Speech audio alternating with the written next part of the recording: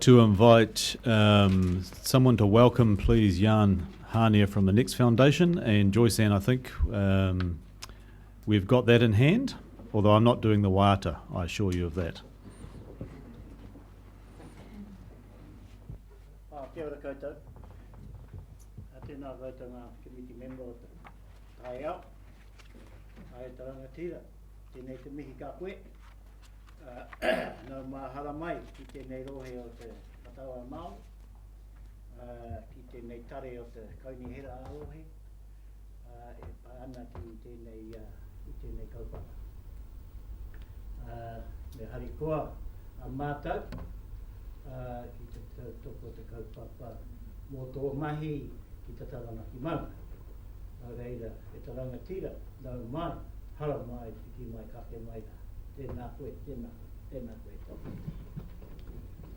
Ko mai tātou, mi ati kia koe te kai kōrero o tēnei ata, tēnā koe kia koutou te rōpū te Kaunihera, tēnā koutou katoa. Te wā anōi te haukainga o tēnei rohe, mā te kahungunu me o whanaunga rongo mai wāhine, tēnā koutou tātou katoa. Kia ora. It's great to be back in the Bay. Some of you may know I worked here as a design engineer some years ago with Ants and others. I left and went and worked with the Lake Taupo Protection Trust and implemented that project up there with them. Came back down to the sunny Hawke's Bay with my family and was a dock area manager for a few years, where we initiated the work with the council, Campbell and others with the Aotearoa Foundation, Hautiri Awa Tāne, which has since grown across the bay into Cape City, Cape Kidnappers, etc., which is always the vision, to join the dots across the landscape. It's great to be back here now talking about where we are at as the Next Foundation. So, Jan Hania, I'm the Environmental Director for the Next Foundation. I'll tell you all about that shortly. I run a couple of projects, I evaluate projects, and then we convene others to help make these projects successful. And I'll take questions at any time. Okay.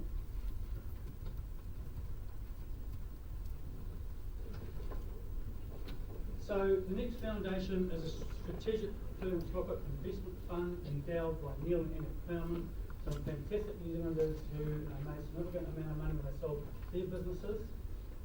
They were looking at philanthropy for about the last 10 years, and that came into fruition as the Next Foundation about 3 years ago. Not only do they bring their own money, but they convene others with our trust, our board and our advisors to amplify. We want to turn that $100 million into a $1 billion investment in New Zealand, the people and the land and the water. We want to create a legacy of environmental and education excellence that's sustainable beyond our 10-year window of investment. So how do we do that? Our strategic philanthropy is quite different. We're looking at long-term goals, long-term investment windows with consortium with others. We're going to be there for the long game. This is not one-off annual cycles, not 3-year cycles, it's much, much longer.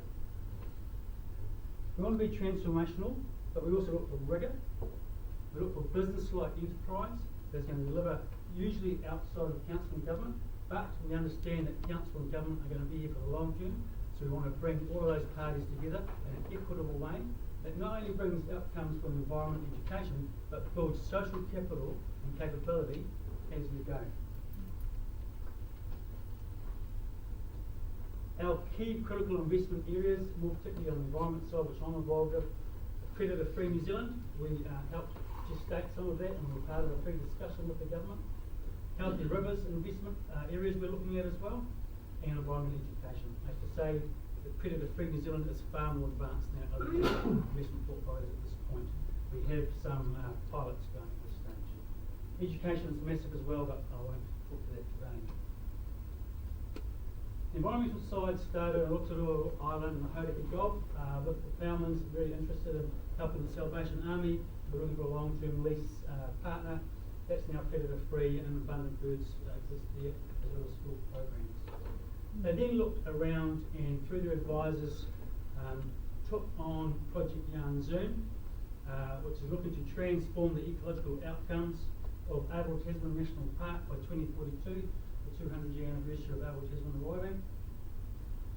That is purely a sort of a service level provider being DOC and the fund investing in that to expand what was a $60,000 per annum investment by DOC into a $1.5 million annum investment by Zoom into transforming those outcomes. So that's about 5 years old now, and it's really coming to life.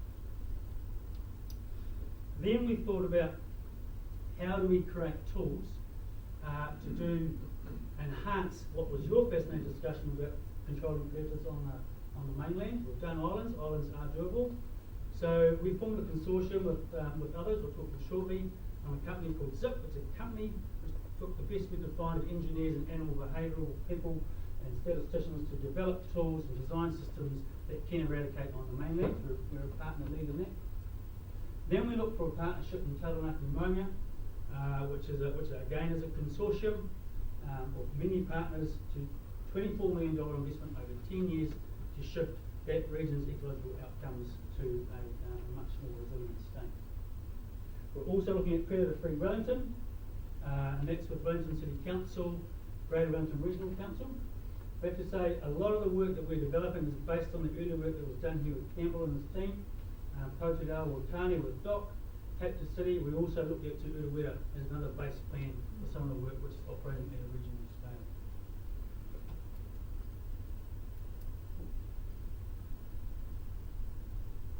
So, this is fundamental, and I'm going to put a question to you shortly. We have an accord with the government that basically says if we bring other investors to the game and shift the outcomes, we want assurance that those outcomes will be sustained in the long term. We have this accord with the government which basically says that if we shift those outcomes, we get to a maintenance phase, then the government will maintain those in the long term. But this can only be done on conservation land. That's the only jurisdiction where the government can have that, provide that assurance. So the critical issue or question for you, if you're looking to build a partnership or consortium along the lines of what Campbell and Councillor Clinton and others are talking to, here's some fundamental tools and things you need to think about. And I don't know your business, obviously, we're people in this room, to provide assurance to investors that you can actually be there in the long game. How can we provide assurance to investors that the investment on private land can be sustained in terms of eliminating predators in the long term? That's a question. There are things around leadership, capability, efficiency, effective partner representation. Is it a trust? Is it a company? What is it that enables this consortium to work? Those are questions. We're experimenting with some now. I'll tell you about some shortly. But these are fundamental things we want to bring to your solution, working with Predator-Free New Zealand or with other investors as they come to this game. Sure. You did say we could ask questions on the way through.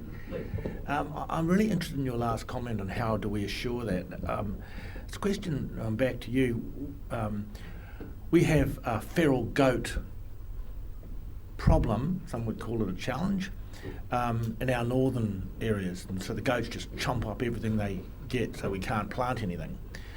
And we have some farmers in our northern region who want these goats because they pay for the school fees, even though they can't keep the goats on their farm and they leap out and eat our riparian plantings. Is it your recommendation the only way we can control those particular farmers is by legislation or encouragement? I think it's a mix of all tools. I think you need to have the social capital, the social license to do these things. So you need to provide advocacy and good reasoning and economic knowledge for that. But I think at the end of the day, you'll never only get there with that. You'll need to have some regulatory framework to back it up. Just my opinion. So Predator-Free Wellington, as I said earlier, is in early stages of development. We're working with with the City Council and the Regional Council to pilot large-scale urban predator control. This is the current predator control program I've got going in that the City Council limits. There's a mix of reserves being paid for by the City Council, implemented by the Regional Council. There's a mix of 150 community groups doing various things in the reserves and around the beaches. We are looking we have launched a predator-free Miramar as a pilot to understand how you deliver an outcome of eradication in an urban area, both the commercial and residential context, as well as the reserve. Early days. We're just exploring now what is the what is the structure that's going to work well under what representation that might provide to ensure that sustainability. ZIP, Zero Invasive Predators, is a consortium initially by DOC and the Next Foundation. The Morgan Foundation is Gareth. Jasmine is Sam Morgan. They're very interested and they help us. Interestingly though, a range of dairy companies who are also big investors in this project, because they too want to see the outcome for business reasons as well as for the outcome for New Zealand. As I said earlier, they've got scientists and engineers, and they've got areas around New Zealand which they have actually cleared with intensive use of current tools, 1080 and Verificam. Then they use other tools of wide traps, etc. that Campbell's talked to you about to control incursion or reinvasion. We're currently looking at how to scale up possum eradication right now. We've done some trials on that in Taranaki. So their mission is to, the biodiversity outcome, as you guys talked to earlier, by eradicating predators and keeping them out, cost efficiency and cost effectively. Zero is the game. I'll speak to this for a second. It's a different mindset going from control to eradication. They are different games. Survivor detection is another way of looking at monitoring. If you're going to get to zero, you've got to aim for zero. You can't go halfway for the wasting of money. Any more questions before I go into Taranaki Maunga? Okay, so when I was at DOC before Next informed, the family said to us, what would you do if you were going to get to the end game of ecological resilience for New Zealand? And as I was thinking here when I was in the Hawke's Bay, you've actually got to go to scale. You need large scale resilient sites to enable nature to respond to changes that are coming in climate change and threats of incursion. It's got to be at scale. So we said to DOC, around your landscape, where would you offer that there will be sites that we can invest in? They offer 10 sites. We picked this one. Obviously iconic. It's a well-connected council like yours, possum control, self-outbreak, all of those things. We thought we'll go here and then shift outcomes here, present some models here that others can follow, then maybe that could be an exemplar and motivate other work elsewhere in the country. And that seems to be happening. Our vision there is to restore the ecological vitality of Taranaki Maunga in partnership with iwi agencies and community. There's a whole lot of stories behind the logo developments, etc. We've got the tomorrow call. We had the 10 sites. We got iwi involved right at the start, and brought that iwi group of 8 iwi down to AOTES and said, here's what could be your outcome if we work together.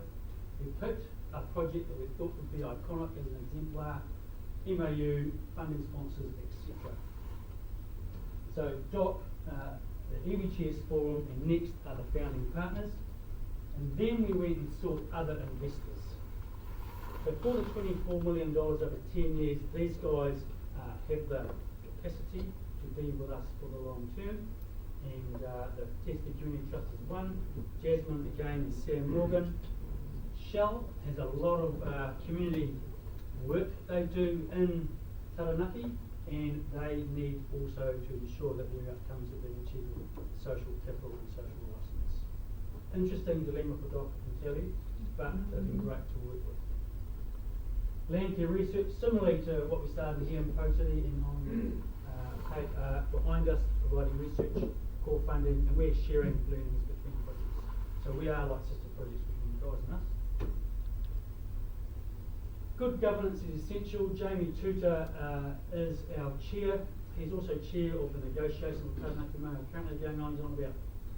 He's a Māori farm trustee, dealing with the Māori fisheries chair, etc., etc.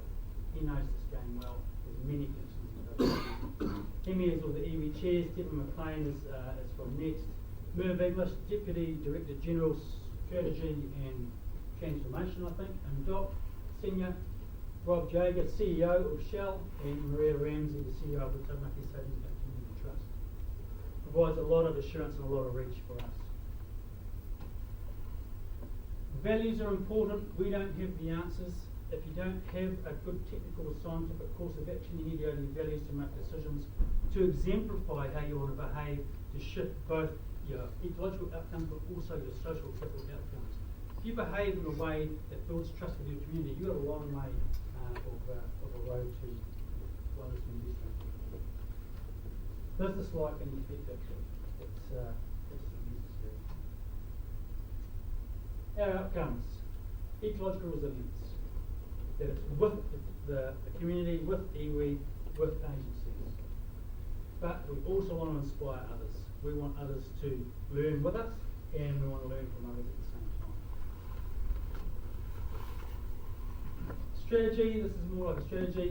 Secure against pests on the mountain, restore species, build community, and there's lots of projects behind these, as you'll know, around your city. Off-mountain objectives are led by others. Wild for Taranaki is a coalition of all other environmental groups in Taranaki working together under a common umbrella funded by TRC to provide backbone infrastructure, training, planning, admin, so that there's a coherent framework for the other groups to work under. Oranga Maunga, Oranga Tangata, healthy mountain, healthy people. There are mental health and wellbeing programs going on, there are cadetship programs being designed, there's education programs and volunteer coordination programs.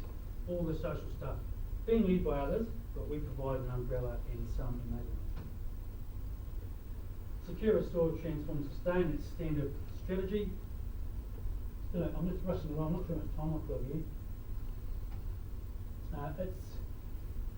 It's important to focus that this project is on the dock land, the mountains, and it's mountains to the sea.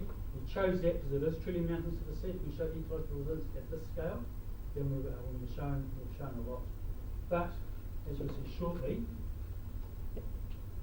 we're working with everyone else in the region, so we won't move on.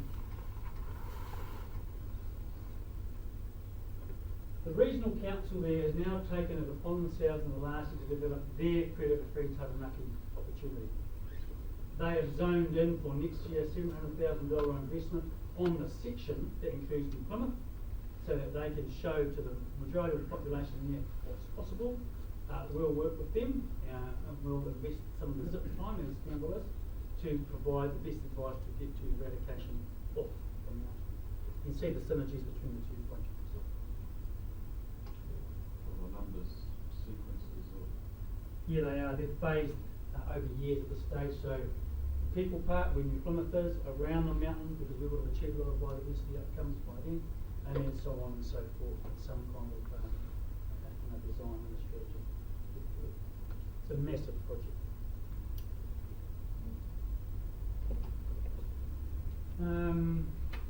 That's more about who's been what in that 5. This is interesting, and you would have heard the announcement the other day. You know, it's about the economic development, as Campbell said. There is a shortage of opportunities, tourists, and you know that there are choke points around New Zealand in the dock landscape. DOC has announced that they will be investing money in developing other recreational opportunities, and one of them is going to be on Taranaki. It's very timely, and it works for us as investors. Some of the challenges we're facing, as I said earlier, the mindset going from control and suppression to eradication is quite different. We don't have experts in all universities or CRIs knowing how to do that. We're building it as we go, hence why we built ZIP. There's not many experts in this field. We've got to build a capability between us. It takes a lot of time to build your consortium of investors, build the trust, get to know the partners, what their aspirations are. The partners have to be compatible. They have to want to work together and know to make concessions at certain times around their own business models to make this work. It took 2 years before we launched this. Systems for maintaining and sharing data both regionally and nationally for Predator Free New Zealand are going to be absolutely essential. I can tell you about that. You'll be learning as you go as well, but it's absolutely necessary to have common data, common sharing, and common metrics, as you talked about earlier. And we have to maintain agility. Our tool landscape may change at the drop of a hat. We don't know what the tools will be in the future. We don't know what constraints might come on the current tools we've got. We have to be able to adapt fast. stepping back one level and looking overseas at how other philanthropic organisations vet for impact. As I said earlier, that investment assurance, as best as we possibly can, is going to be necessary to build trust of investors, and there are plenty of investors out there. Common vision, common metrics, common values, so we're all playing with the same agenda, the same game plan. You can do it differently, obviously. It's not about one organisation, it's about other organisations helping and enabling each other. You need your backbone infrastructure, your admin, your planning, your training, your business management systems, your data systems. It needs to be accessible and efficient. You want to make multiple opportunities to connect so you can keep your learning and you keep your vision real. As I say, it's not going to be about one organisation, it's about enabling a group, a consortium. Building for a network, not one organisation, and you need to remain effective. And yeah, so I rushed through that, but we're happy to take questions.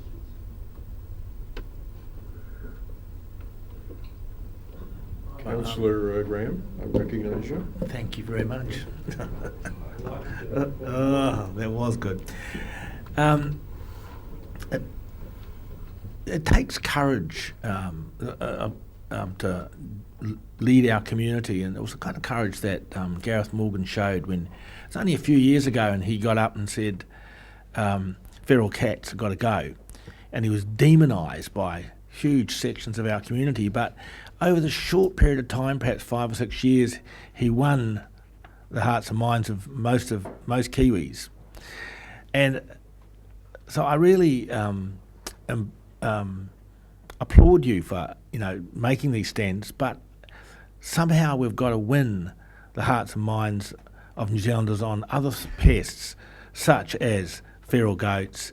And the big one is, which you get snickering around the table because I've mentioned that 1,000 times, but one that I wasn't aware of just a few years ago, and it was through Campbell and the Cape to City and my friend Andy Lowe, who actually nagged me about hedgehogs. And until the little sweet hedgehogs, until we realised that they are actually a huge danger to our lizards and what have you. And so these things that we don't talk about now in our society at the moment, but we need to start lifting the conversation so we bring our public along with us. Have we got any resources to do that?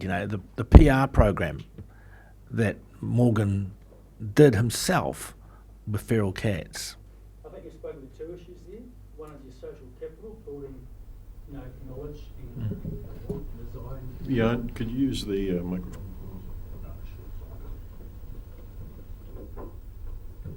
Yeah, I think you've spoken to two issues there.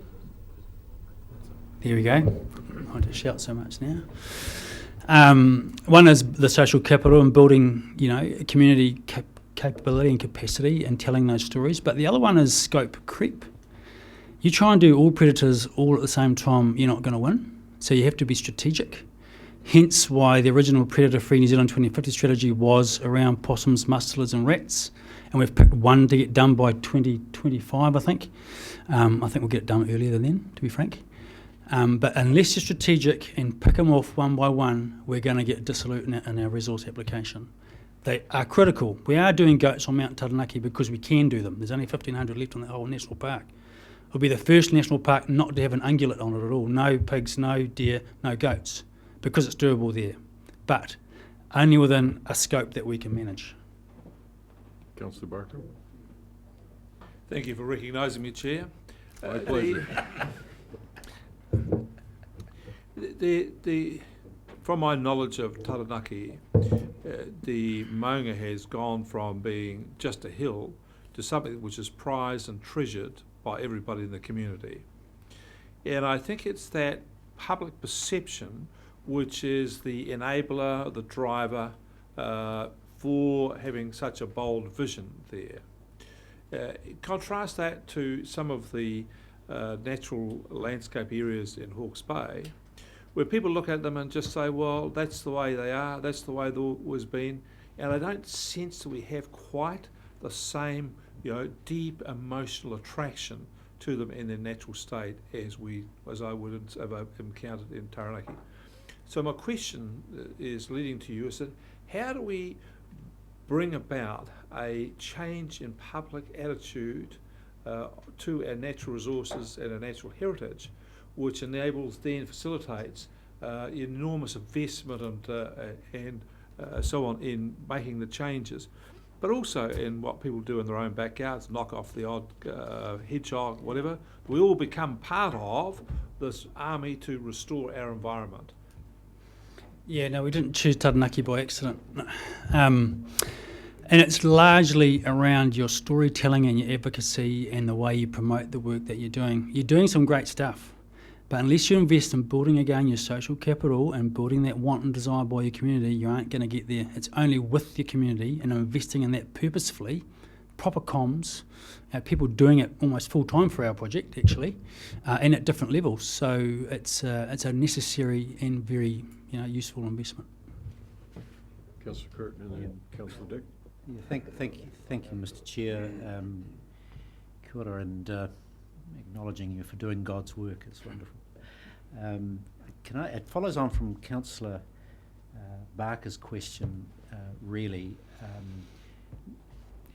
And my question is, do your stakeholders really understand that under the umbrella of predator control, they are getting a much bigger package? And it's obvious with Taranaki because it's got vegetation that's obvious. Here in Hawke's Bay we've got a green desert, and much less obvious. We've got to, if you like, start from ground zero to achieve that sort of public conceptualisation. So my question is, predator control on its own is somewhat singular, and as you'll know, you can control your predators till the cows come home. I hope that wasn't too bad a pun. But unless you do a bunch of other things, you don't achieve the outcome you're after. So my question is, do your stakeholders under the umbrella of predator control get the big picture? Yeah, and as I spoke to, it took some years of building the vision with our partners, particularly iwi, around how we might go about delivering that outcome. And it's more obvious, as you say, but I don't think it's, I think you have an opportunity here because you have got your icons, you've got your Cape Sanctuary project, you've got your boundary stream work, you've got the work that's been going on the car workers for many years. If you can bring those more relevantly to the communities and then celebrate when you get in the kaka flying down here to feed in the springtime as they do, you will be able to join the dots in people's minds, I have no doubt. Councillor Dick. Mr. Chairman, this may sound like heresy, but I must come to the defence of hedgehogs in the urban backyard situation, because if you get rid of them there, you'll immediately have a problem with slugs and snails and cockroaches. That's what I mean. Any other? Councillor Bailey. Thank you, Chair. I suppose this is more a question for the author of the report, because it's entitled The Implementation of Hawke's Bay Biodiversity. That's the one we're on, isn't it? Because it's item 11. Let me ask Campbell, what was your intention? There's a lot of information, I think. Yeah, it some is. discussion in the agenda paper. So we're going to have the chance to talk to Jan, for the committee to talk to Jan, and then we're going to follow through with the agenda item itself and just talk through the context of the regional biodiversity implementation and those sorts of things. Okay. Yeah. Okay, that's cool.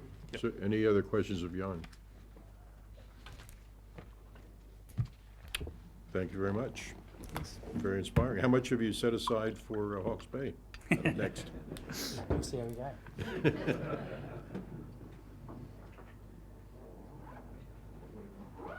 All right, so let's continue into the paper here. It's agenda item 11, implementation of the Hawke's Bay Biodiversity Strategy. It is, Chair, and so Keiko Hashiba, our terrestrial ecologist, and I think maybe Charles Doherty's coming up as well, is he, Keiko? Charles is going to join you. Keiko's going to run you through the paper and introduce you to the good folk of the IPG here in the Cool. Over to you, Keiko.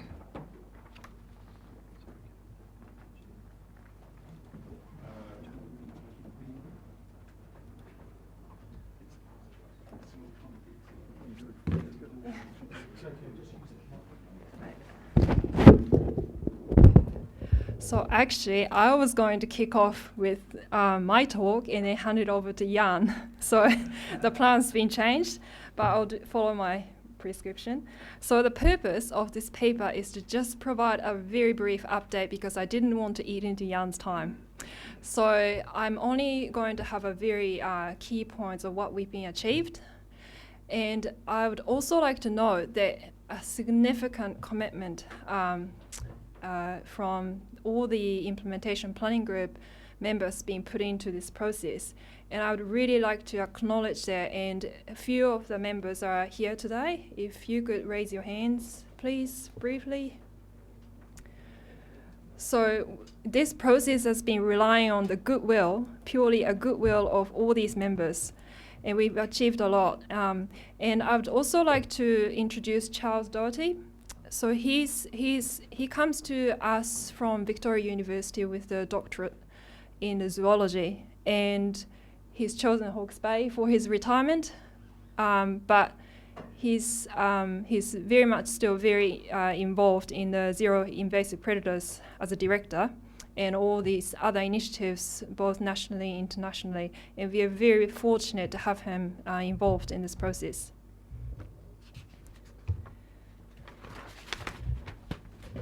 So since the strategy launch in March 2016, the Implementation Planning Group, or IPG, was formed, which consists of 18 members, reflecting a broad spectrum of interests of the Accord partners, with an independent chair. And the group has held a series of outreach workshops with a specific area of interests. And these workshops identified many outcomes and activities that are deemed that the participant felt needed to achieve the strategy objectives. So since the workshops, the IPG synthesized and prioritized them, and now we have 6 priority activities for immediate implementation. And I have to point out that these 6 priority activities includes the establishment of Hawke's Bay Biodiversity Forum and also the foundation. So we are at the stage of drafting the action plan, and also in parallel to that, we are developing a trust deed. And we are aiming to launch the draft action plan by the end of June this year, and at the same time establish the forum and finalise the trust deed, which is a very ambitious time frame, and appointment of trustees. So initially, this appointment was also aiming for June this year, but this time frame has been reassessed by the IPG.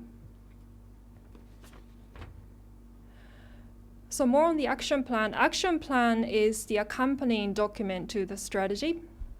And 2017-20, this time frame is broadly consistent with the National Biodiversity Action Plan 1620 by Department of Conservation.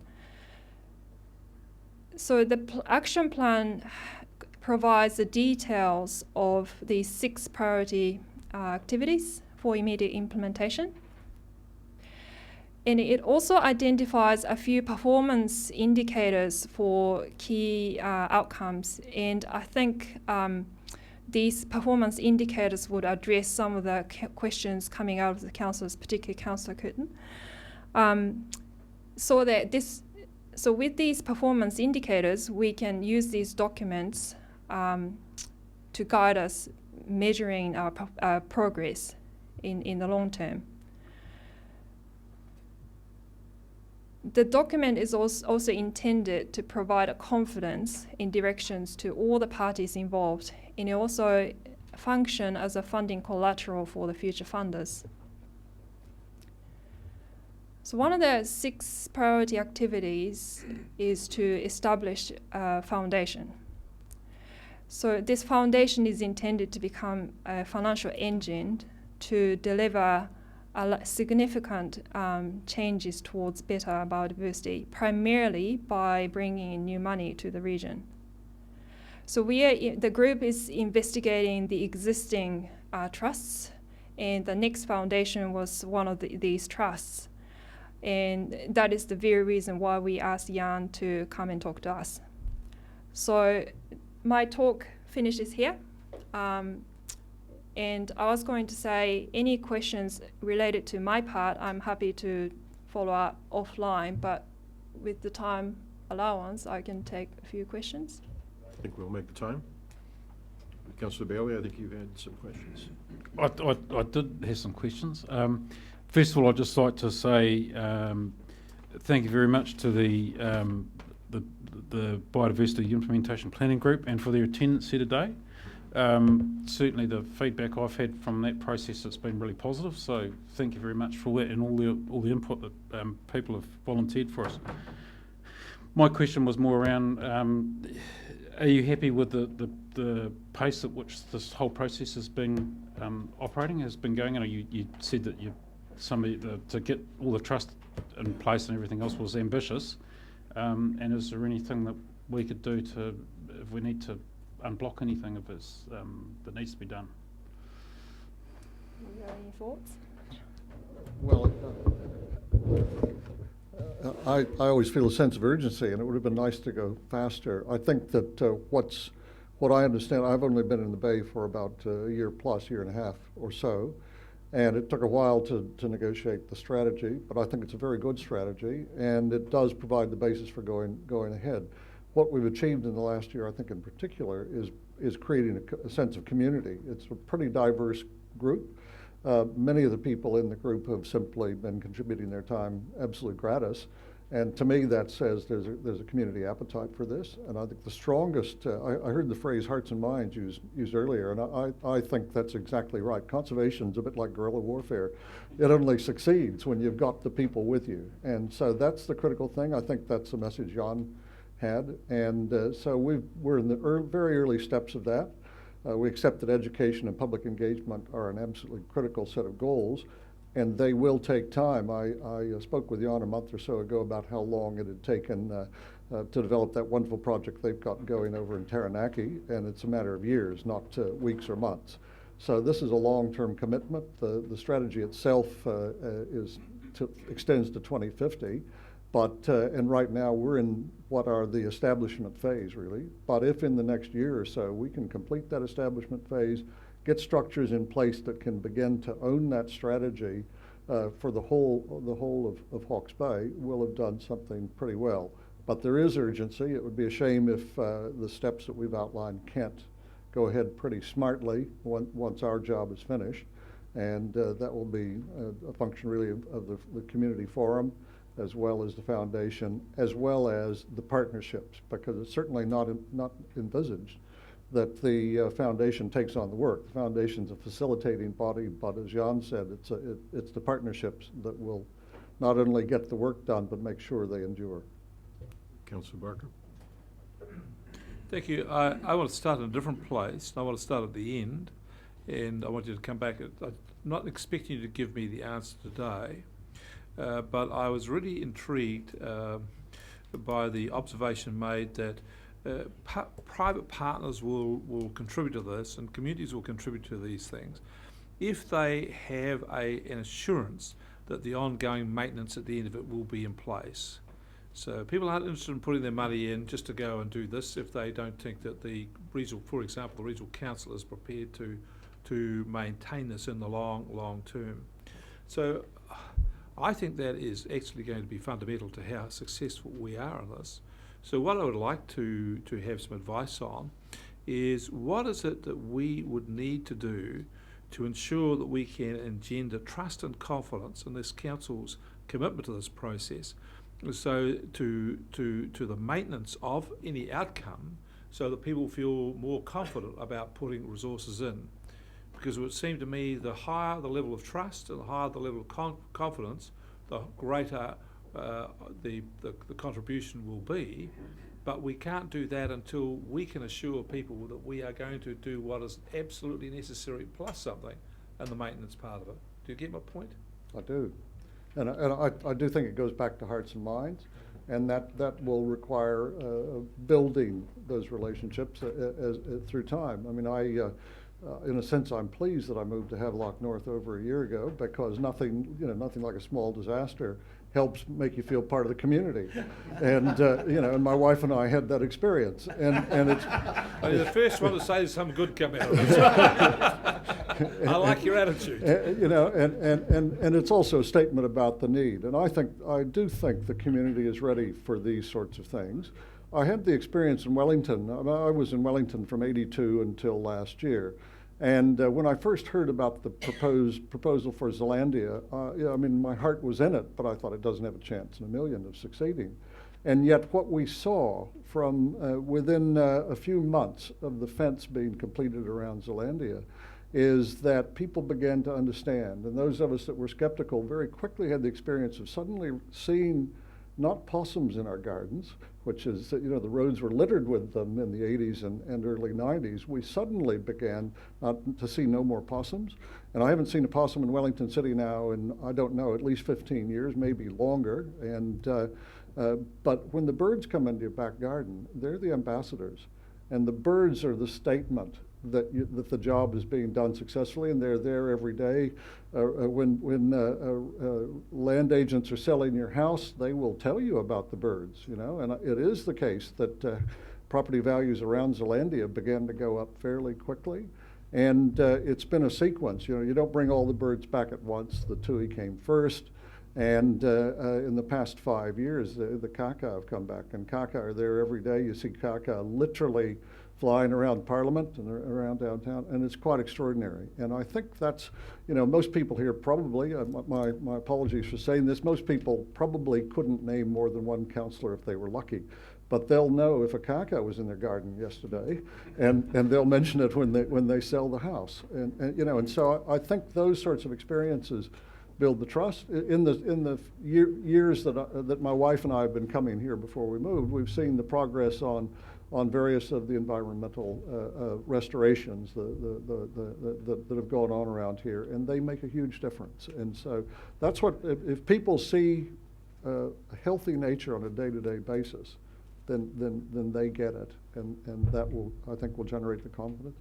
And the one other thing I would say immediately that's critical is if we can get the forum and the foundation up and running, the people involved in that will be critical. The forum can be a big part of the public face of environmental well-being and restoration. And the people on the foundation will have a critical role, because they will be people who are very well connected, a public face for conservation and biodiversity too. Councillor Kirk. Mr. Chair, thank you. And I would comment that we are exceedingly fortunate to have a group of people, and yourself, Charles, here, and it gives me great hope for the future of this project, given having you on board, and particularly with Keiko as well. We certainly have the smartest people in the room on board, so that's a good thing to do. I'll try and keep squawking loudly in the garden so that this becomes apparent. My question, though, and I'm pleased we've got some senior managers in the room, because this is essentially the jewel in the crown for us, and ought to drive a lot of things in my mind. But I'm going back to a comment in the paper today that says HBRC has a wide and varied role across NRM functions, and it is unrealistic to expect a high degree of integrated activity across these functions. I vehemently disagree with that statement, and I'm wanting your comment as to how the biosecurity strategy and the work of your group will in fact drive integration across the organisation, and what structures and capabilities need to be inserted to make sure that happens. Yes, that's a really good point. And bringing people together and coordinating activities is a critical goal. It was one of the first things that I think it identified in the strategy. It's certainly been part of the thinking of the implementation planning group as we've gone forward. One of the 6 immediate actions that we want to happen is a group, a cross-agency group, to bring those agencies in concert, working towards goals. It's always, you always want to say, yes, we'd like more money to do the job, but in fact, I think a lot of progress can be made, and very quickly, if the agencies involved in the various aspects of ecological restoration, biodiversity, biosecurity, and so on, find ways to work in concert. And a working group is on the cards for that to be put in place very quickly. It wasn't listed on the slides, but as I said, it's one of the 6 immediate goals to establish the project to achieve those goals. And I think the other one will be that as time goes on, that council members and staff across the Bay will come to understand that that's a key part of the thing, to work together, that you know, nature doesn't work by human boundaries. Nature works by its own boundaries. And so if that coordination doesn't occur, then the job won't be done. The predator-free 2050 people understand that, and what I understand about their establishment phase, and they're right in the process of that right now, is that will be a critical part of their work. Their work, as much as on science, will focus on building the social capital and on building these coordinated activities across the country. You won't get rid of possums or rats or anything nationally without an almost military sort of operation, and that requires extraordinary cooperation. I suppose I'll just follow up one other thing you said, and that is I'd want to acknowledge the implementation planning group. We've been meeting fairly regularly for a year. The pace of those meetings has picked up, and the 20 or so members have been extraordinarily faithful in coming to these, and some of those are certainly agency people who will go back to their agencies and take the messages you were talking about, and others are citizens from everywhere who are simply volunteers and want to have this happen. I think there is a public appetite for it. I think the time is right, and people will buy into it. Ian? Chair, if I could just comment as well, I think it's a really good point that Councillor Kenton's raised, and as the executive that's been connected to this throughout its journey, I think I could comment that in the genesis of this project, not only internal alignment, but external alignment with the various statutory agencies who have a role and a function of biodiversity has been front and centre, and has flowed through right through the strategy document, and is an active part of the implementation discussion. It is very much about how either the regional council is more effective and efficient in this space, as well as how we partner with others who have obligations and duties in a space that might be biodiversity related, be that DOC or Osprey or Fish and Game or others. So it is absolutely about how we're thinking, and it has been a strand that has started and has carried on through the documents. And I think probably what it reflects is, if I go back to our discussion on Havelock North, this sort of thing is fairly similar to that. It's a reflection of not a reworking of BAU, but a change in culture in terms of, or a change in attitude, or a change in thinking in terms of how we do our work to maximise those opportunities. And I think that's what this process has identified and will continue to promote. Would someone like to move if we accept this report? Councillor Barker, second. Councillor Bailey, would you like to comment further? It speaks for itself. I think this is absolutely marvellous stuff, and great credit to you and the team of volunteers that are sitting behind me today, and the others that couldn't come today. This is seriously the direction that we want to go in, and I welcome you to Havelock North. Sorry you came with a bit of a bump, but we're looking forward to biodiversity in Havelock North. We just have to convince a few people about their cats. But and their hedgehogs, but it's a really great thing that you guys are doing, and I agree that going forward we need to have the right governance team that brings our community and captures with them and captures their hearts and minds, because that's where we will win. So well done. Thanks on behalf of all of our council. Thank you. It's fantastic to hear. Thank you very much. Councillor Curtin? Yes, I will comment further. Sorry to hog the microphone, but This strategy deserves a great deal of time and space for us to think about. I'm interested to know whether in fact placing, using the pest management strategy or discussion with the public is the correct default for biodiversity. I think not, but I'd be interested to see whether in fact in the long-term plan we can do something else which uplifts it from that operational structure to a much more aspirational thing. And I'm interested to see the piece of work that talks about community engagement, hearts and minds, and asks the question, how much do you really love Kiwi? How much do you really love Kaka or Tui? Asking that question of the public of Hawke's Bay is, in my mind, the critical next step for hearts and minds to say, these are the things we want to preserve, and the important question is, how much are you prepared to pay for them? And so that's a dialogue we need to have.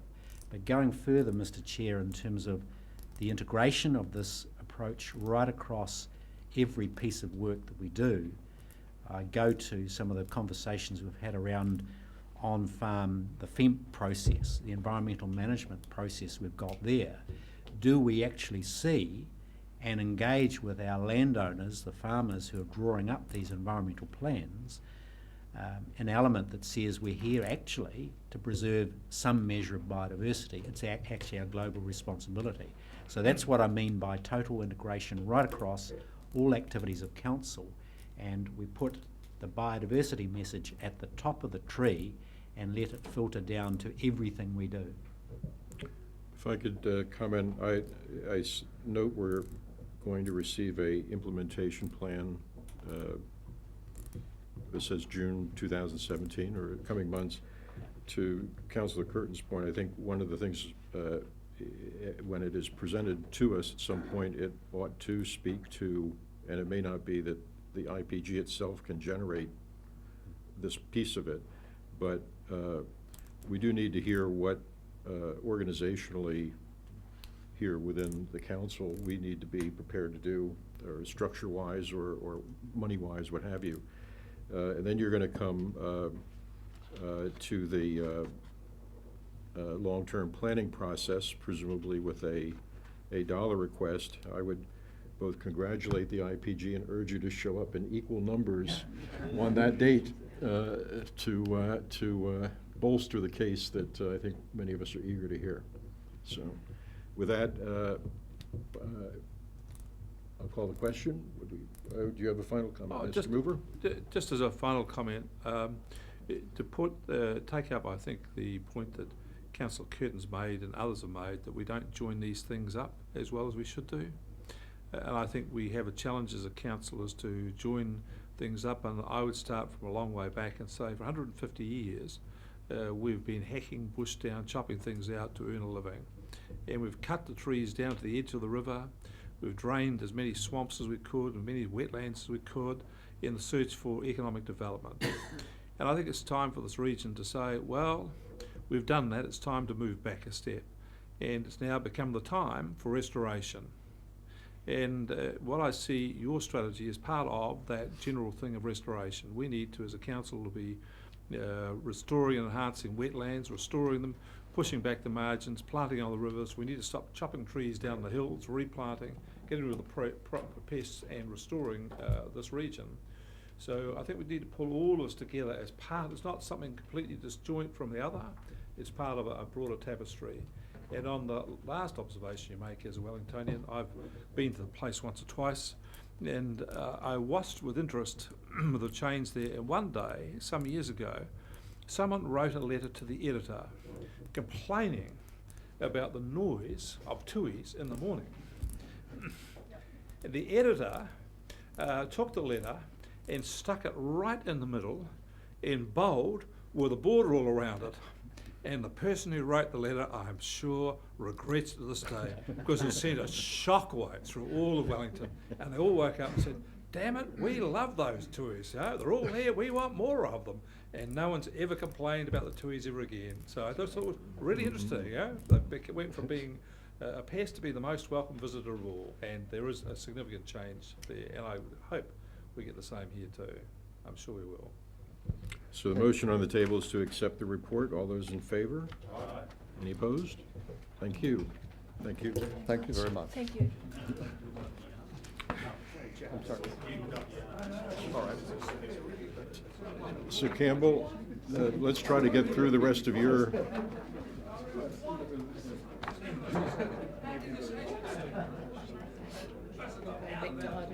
Back to 7, yes.